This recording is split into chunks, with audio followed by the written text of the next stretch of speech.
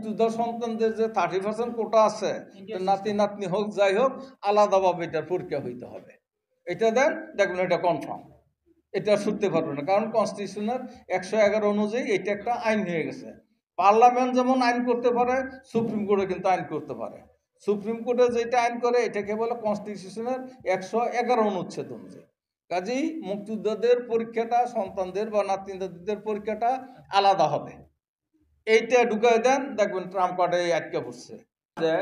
1997 সালে প্রথম মামলা করছে মুক্তিযোদ্ধা সন্তান কিশোরগঞ্জের ডেপুটি কমিশনার বিরুদ্ধে, ওই যে চৌকিদার দফেদার এই পোস্টে 29টা পদ ছিল কিশোরগঞ্জে, ওই চৌকিদার দারোয়ান এই পোস্টে থাকার পরে 29টা পদের মধ্যে একজনও মুক্তিযোদ্ধা সন্তান নেওয়া হয় নাই।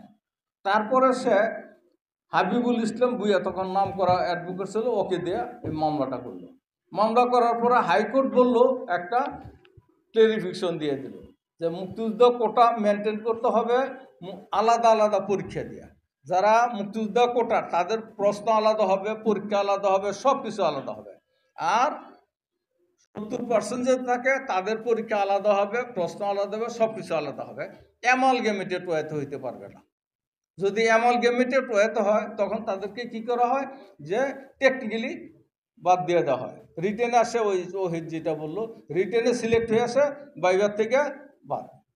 কাজে এই যাতে বাদ না দিতে পারে, তখন 1997 সালে 97/1997 ওই রিট নাম্বারটা যার দরকার নিতে পারে, ওই রিটটা যাতে এক্সিকিউট হয়।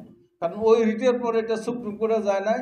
কাজেই হাইকোর্ট যে রায়টা দিয়েছিল 97-এ, ওই রায়টা অ্যাফার্মড হয়ে গেছে।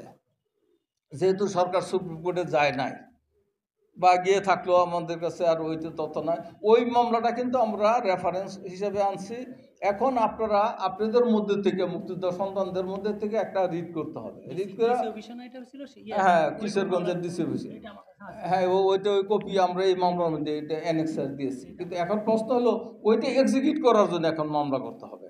যে মুক্তিযোদ্ধা সন্তান যারা আছে তাদেরকে আমি বলতেছি, যারা ওই চাকরি এখনো পান নাই বা এটা যেহেতু সংগঠন করেন, সংগঠনের পক্ষ থেকে এই মামলাটা ঢুকাই দেন, তাইলে টাইট হয়ে যাবে, তাইলে টেকনিক্যালি নক আউট করতে পারবে।